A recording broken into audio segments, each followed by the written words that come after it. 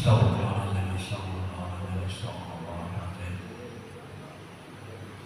Dari ilahi ta'ala ila hadratin Nabi sallallahu Muhammadin sallallahu alaihi wasallam wa alihi wa ashabihi wa azwajihi wa dzurriyyatihi wa alihi ajma'in.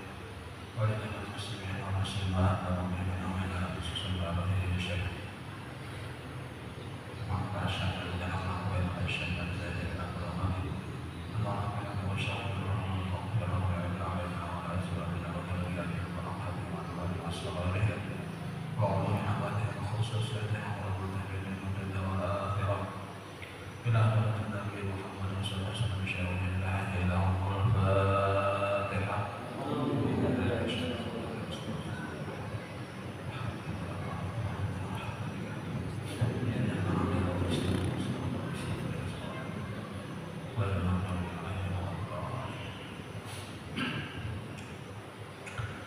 Assalamualaikum warahmatullahi wabarakatuh. Bismillahirrahmanirrahim. Innal hamdalillah nahmaduhu wa nasta'inuhu wa nastaghfiruh wa na'udzu billahi min shururi anfusina wa min sayyiati a'malina. May yahdihillahu fala mudilla lahu wa may yudlilhu fala hadiya lahu. Asyhadu an la ilaha illallah wahdahu la syarika lahu wa asyhadu anna Muhammadan abduhu wa rasuluhu la nabiyya ba'dahu. Allahumma shalli wa sallim wa barik ala sayyidina Muhammadin wa ala alihi wa ashabihi ajma'in. Subhanaka la ilma lana illa ma 'allamtana innaka antal alimul hakim. Wa tub 'alaina innaka antat tawwabur rahim. Wa la hawla wa la quwwata illa billahil 'aliyyil 'azim. Rabbi shrah li sadri wa yassir li amri wahlul 'uqdatam min lisani yafqahu qawli. Amma ba'du. Hadirin jamaah salat maghrib Masjid Al-Jihad yang dimuliakan Allah. Pertama-tama terlebih dulu marilah kita sama-sama memanjatkan puji syukur kehadirat Allah Subhanahu wa taala karena dengan limpahan rahmat, karunia, taufik dan hidayahnya juga sehingga kembali kita pada malam hari ini kita dapat melanjutkan kajian kita tentang ilmu fikih kitab Sabilul Muhtadin yang membahas tentang bab miqat haji dan umrah. Salawat serta salam semoga pula terlimpahkan kepada junjungan kita Nabi Muhammad sallallahu alaihi wasallam, pada keluarga beliau, sahabat, kerabat, dzurriyyah, bahkan pengikut-pengikut beliau ila yaumil qiyamah. Dan marilah kita sama-sama berniat atau memperbaharui niat i'tikaf dengan niat nawaitu an a'taqifa fi hadzal masjid sunnatan lillahi ta'ala. Sengaja saya beraktikaf di dalam masjid ini sunat atasku karena Allah Ta'ala. Hadirin jamaah salat maghrib Masjid Al-Jihad yang dimuliakan Allah. Baik, kita lanjutkan kajian kita. Qala al-mu'allif rahimahullahu ta'ala wa nafa'ana bihi wa bi'ulumihi fid dharain amin. Sunat mengambil 7 biji batu di Muzdalifah pada malam yang akan dipergunakan untuk melontar jumrah Aqabah di Mina. Dan hendaknya batu yang diambil dilebihi dari 7 biji. Dilebihi dari 7 biji, artinya jangan mampas 7, agar jangan sampai kurang. Kalau terjatuh satu di antaranya, kita mengambil batu di Muzdalifah itu 7 biji ya, tapi yang baiknya itu dilebihi dari 7 agar kalau misalnya terjatuh 1 masih ada yang lain, maksudnya kalau pas 7 jatuh 1 misalnya, kalau kurang gitu kan.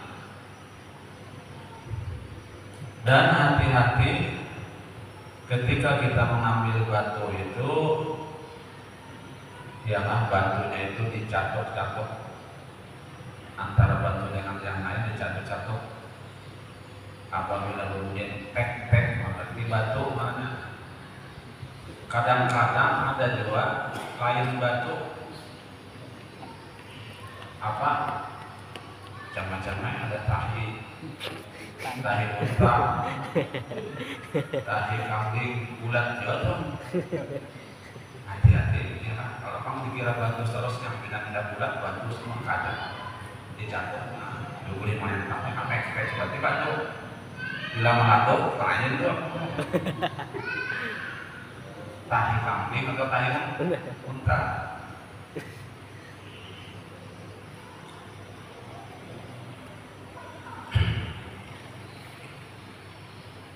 Nah, jadi dilebihi ujar sujud dari 7 biji, jangan sampai pas-pasan, agar kalau terjatuh 1 diantaranya ya kan. Dan hendaklah mengambil batu untuk melontar pada hari tasyrik dari mahsyar atau dari Mina.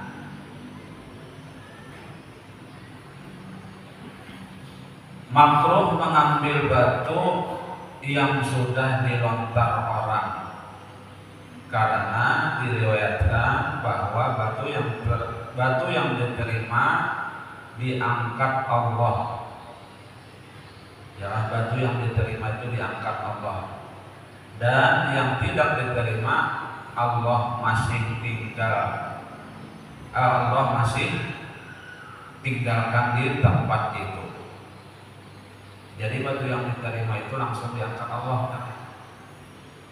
Nah, kada diterima kita tinggal di situ.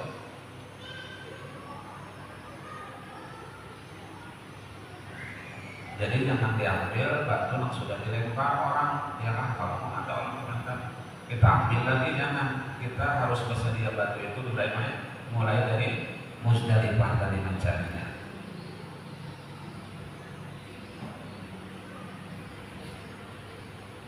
Kalau seandainya batu yang diterima Allah tidak diangkat, ya kan, niscaya lembah Mina itu sudah tertutup dengan batu. Kalau seandainya batu yang tidak diterima Allah itu tidak diangkat, niscaya lembah Mina itu sudah tertutup dengan batu, karena banyaknya batu yang dilontarkan semenjak dahulu sampai sekarang ini. Ya, berapa juta jemaah haji itu? Taruh saja misalnya 5 juta atau 3 juta kali 7 satu orangnya, 7 itu kurang kali 3 jumlah 21. Nah, 21 kali 3 juta. Hibah. Ya, hibah batu di situ ya kan, di pelontaran itu hibah pakai batu. Nah, andai kata tidak diangkat. Jadi yang batu yang diterima itu yang diangkat Allah Subhanahu wa taala. Kemudian yang tertinggal itu yang kada diterima. Masih ada di situ. Artinya kada diterima kan?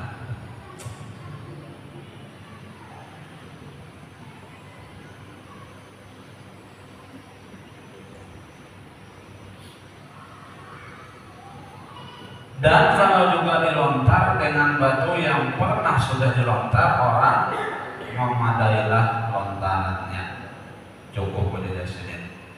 Kalau misalnya kita kehabisan batu, misalnya pada orang ya, barangnya ambil yang sudah dilontarkan, cukup pada dasarnya. daripada kita mencari pulang pemerintah kamu dari pas itu.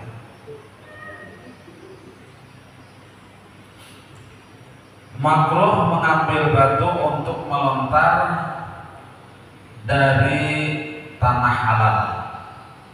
Makruh mengambil batu untuk melontar dari tanah halal atau dari tempat najis dan dari batu masjid yang bukan wakaf.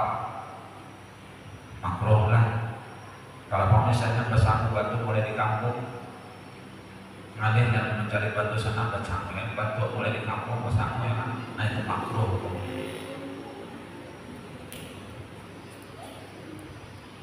Jadi batu tadi diambil di Musdalifah sana.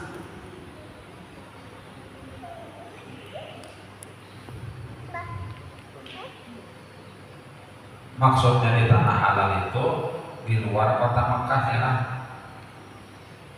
Makruh mengambil batu untuk melontar dari tanah halal. Maksudnya di luar kota Mekah. Atau dari tempat najis. Di situ banyak najis ya misalnya. Banyak kotoran. Makruh juga. Dan dari batu masjid yang bukan wakaf. Batu masjid yang bukan wakaf. Tetapi kalau batu itu termasuk wakaf untuk membangun masjid, maka haram mengambilnya. Ya, misalnya batu kerikil itu diwakafkan orang di masjid, lalu kita ambil, maka hukumnya haram.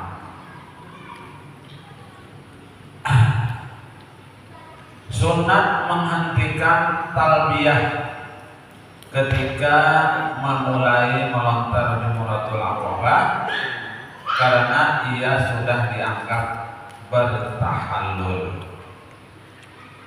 Sunat menghentikan talbiyah ketika memulai melontar Jumratul Aqabah karena ia sudah dianggap bertahallul.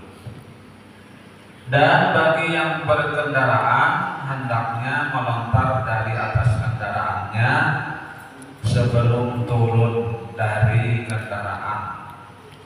Karena melontar itu penghormatan terhadap Mina. Oleh karena itu jangan memperbuat perbuatan lain sebelum melontar. Sunat membaca takbir sebagai ganti talbiyah pada setiap kali lontaran, ya kan? Setiap kali lontaran baca takbir Allahu Akbar,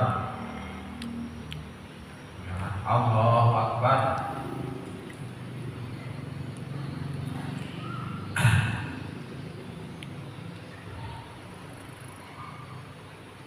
Masuk waktu bercukur dan melontar jumrah Aqabah dan tawaf ifadah pada tengah malam hari raya bagi yang sempat wukuf di Arafah. Dan sunat menunda bercukur, melontar dan tawaf ifadah sampai terbit matahari. Dan waktu melontar ketika jumrah sampai akhir hari tasyrik. Ya, waktu melontar ketika jumrah sampai akhir hari tasyrik 11, 12 dan 13 Zulhijjah. Dan waktu bercukur dan tawaf ifadah yang diiringi dengan sa'i, dan waktu bercukur dan waktu tawaf ifadah yang diiringi dengan sa'i. Maksudnya hari tasyrik ya kan, akhir hari tasyrik itu. Kalau sa'i tidak lagi dikerjakan karena telah dikerjakan pada tawaf qudum, waktunya tidak berakhir selama ia masih hidup. Kalau sa'i tidak lagi dikerjakan karena telah dikerjakan pada tawaf qudum, ya, waktunya tidak berakhir selama ia masih hidup. Namun makruh menunda bercukur dan tawaf ifadah dari hari tasyrik. Namun makruh menunda bercukur dan tawaf ifadah dari hari tasyrik. Lebih makruh lagi kalau dilambatkan sesudah meninggalkan kota Makkah. Lebih makruh lagi kalau dilambatkan sesudah meninggalkan kota Makkah.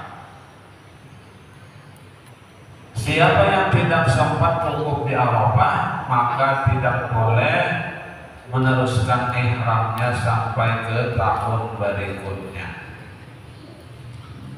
Siapa yang tidak sempat wukuf di Arafah maka tidak boleh meneruskan ihramnya sampai ke tahun berikutnya, karena berihram sepanjang tahun tidaklah patut untuk dijadikan ihram tahun berikutnya.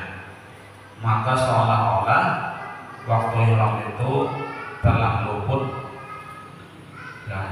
sedang ihram berlaku sepanjang tahun. Waktu bercukur dan tawaf waktunya sepanjang umur. Waktu bercukur dan tawaf, ya, waktunya sepanjang umur. Dan kapan saja boleh dikerjakan. Namun sunat mengerjakan tawaf ifadah pada hari raya sesudah melanggar Jumratul Aqabah dan setelah bercukur, kemudian pergi ke Makkah untuk melaksanakan tawaf ifadah dan sa'i.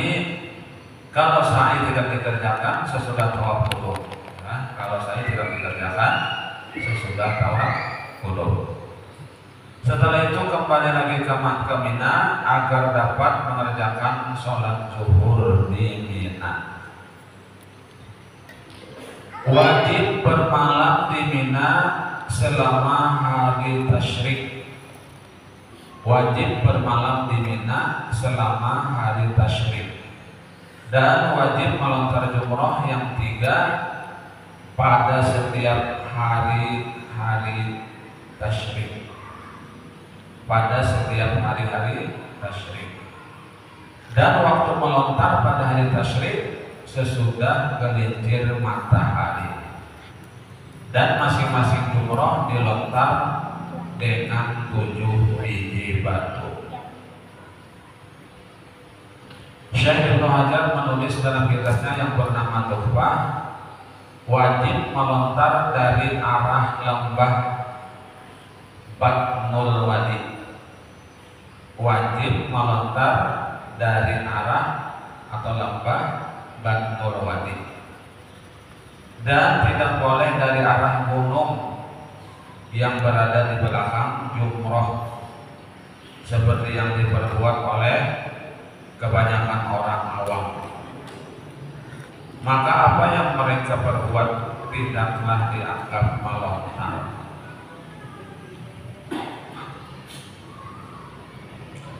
Syekh Ibnu Qasim menulis di dalam kitabnya Khasyiyah, yakni hendaklah batu lontaran itu jatuh ke dalam lembah. Ya, batu lontaran itu jatuh ke dalam lembah. Sekalipun ia berdiri melontar di mana jua pun.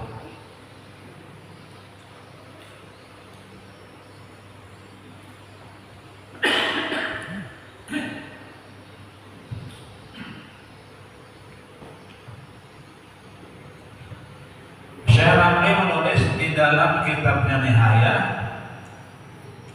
sunat melontar jamrah Aqabah atau jumroh Aqabah dari lembah, maksudnya lembah Wadi tadi, lembah Wadi, maka dapat dimengerti apa yang dikatakan oleh Syekh Ramli dan Syekh Ibnu Qasim bahwa tidak disyaratkan yang melontar berdiri di lembah, dan kalau batu lontaran itu jatuh ke lembah maka memadailah sekalipun yang melontar itu berdiri di atas gunung yang berada di belakang jamrah tadi atau di tempat lainnya.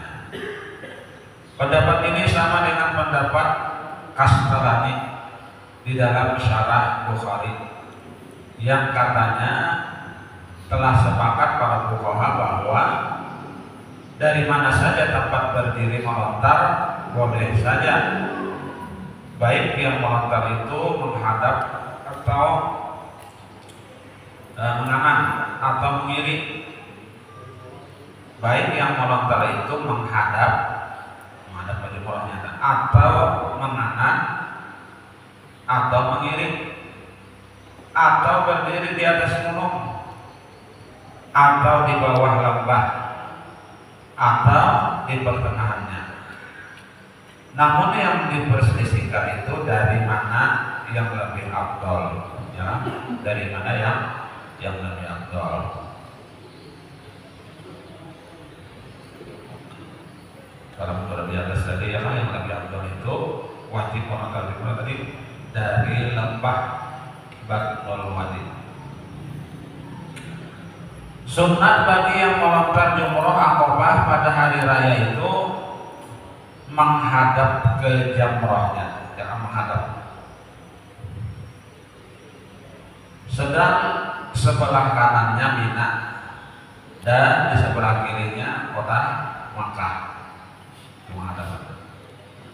Dan melontar pada hari tasyrik sunat menghadap kiblat, dan melontar pada hari-hari tasyrik sunat menghadap kiblat ketika melontar, ya kan, ketiga jumroh. Disyaratkan melontar dengan 7 buah batu kepada semua jamroh tadi, 7 biji batu, jangan kurang, ya kan? Satu demi satu hingga jumlahnya 7 buah, sekalipun dengan mengulang 1 biji untuk 7 kali lontaran, sekalipun dengan mengulang 1 biji untuk 7 kali lontar, memadailah, ya, memadailah. Jangan di sana itu dari mana-mana aja, ya kan, ada yang dengan sandal lontarnya, sandal dihapuskannya, artinya kesesanikan dengan kesama lontar iblis, ya kan, melontar iblis ya sandal dihapuskannya, sandal yang sudah anu jopong lah, sudah buruk juga sudah, sandal hanya ada mungkin ya sayang ya. Karena yang menjadi syarat jumlah lontaran bukan jumlah batu, ya kan? Karena yang menjadi syarat adalah jumlah lontaran bukan jumlah batu. Akhirnya 7 kali lontaran, walaupun tersedia dengan 1 biji batu, ya, pas lontar ambil pulang batunya misalnya, ya, lontar sampai 7 kali, itu memadai. Artinya yang dihitung itu bukan batunya tapi lontarannya 7 kali, bukan jumlah batu.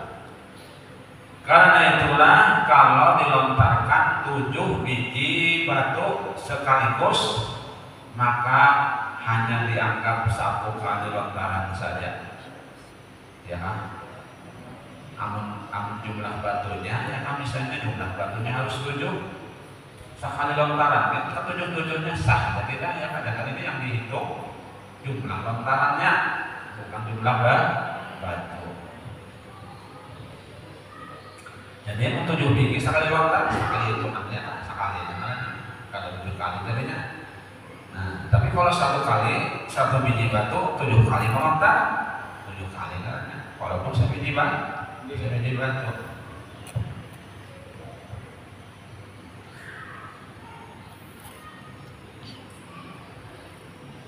Sekalipun kedua batu itu jatuh ke jamrah bergantian.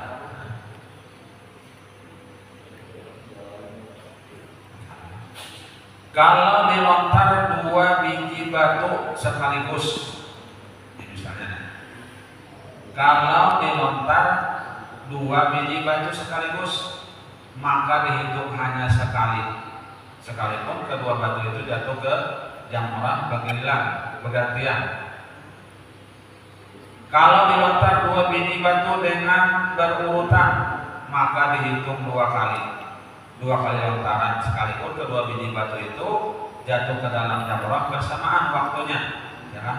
Karena dihitung jumlah lontaran bukan jumlah batu.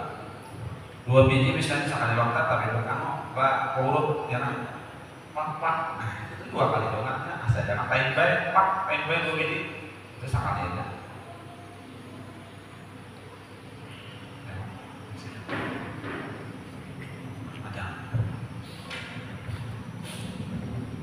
Disyaratkan berurutan menurut urutan jumroh yang 3 dalam melontar pada hari tasyrik. Dimulai melontar jumratul ula.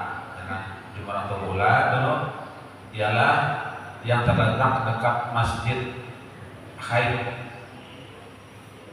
Sesudah itu jumratul wusta dan baru jumratul aqabah. Jadi berurutan. Jumratul ula, jumratul wusta dan jumratul aqabah. Tidak boleh melontar yang dimulai dari jumratul wusta sedang jumratul ula belum dilontar. Dan demikian juga tidak sah melontar jumratul aqabah sedang jumratul wusta dan ula belum dilontar.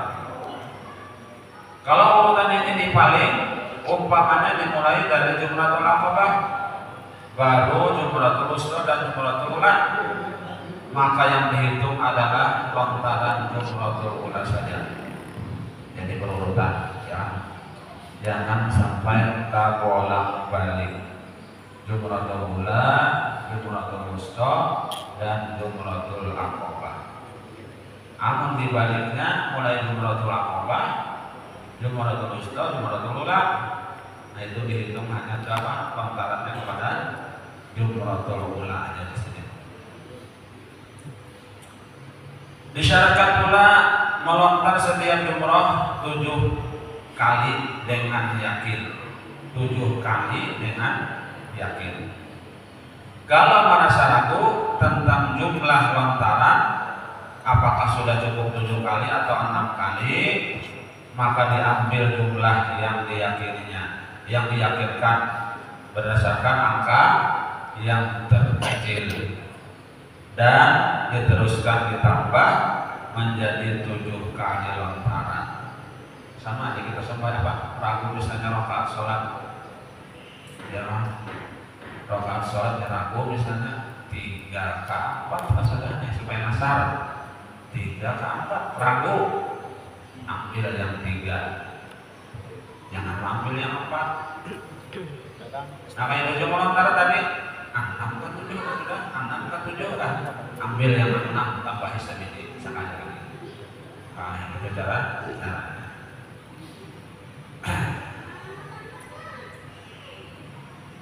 Kalau tertinggal sebiji batu dari batu yang dilontarkan kepada ketiga jumroh, namun dia merasa ragu apakah lontaran itu pada jumroh ula atau wusta atau aqabah, maka hendaklah ditetapkan yang kurang itu adalah jumratul ula. Maka dilontarnya sebiji batu pada jumratul ula, sehingga jumlah lontarannya 7 biji batu, 7 biji. Kemudian lontaran Kemudian lontaran baik terhadap Jumratul Wusta maupun Jumratul Ula diulang kembali karena mualat dalam melontar ketika jumrah itu tidak menjadi syarat, tetapi mualat hanya sunat saja. Nah, barangkali sampai di sini yang dapat ulun sampaikan. Mudah-mudahan ada manfaatnya. Mudah-mudahan Allah SWT mengampuni segala dosa-dosa kita, dosa orang tua kita, guru kita, keluarga dari tetangga kaum muslimin dan muslimat, dan mudah-mudahan Allah SWT mengabulkan segala hajat kita, hajat dunia ataupun hajat akhirat, dan mudah-mudahan Allah SWT mematikan kita dalam keadaan husnul khatimah, husnul khatimah, husnul khatimah. Amin, amin ya rabbal alamin. Subhanallah wa bihamdika asyhadu an la ilaha illa anta astaghfiruka wa atubu ilaik. Wassalamualaikum warahmatullahi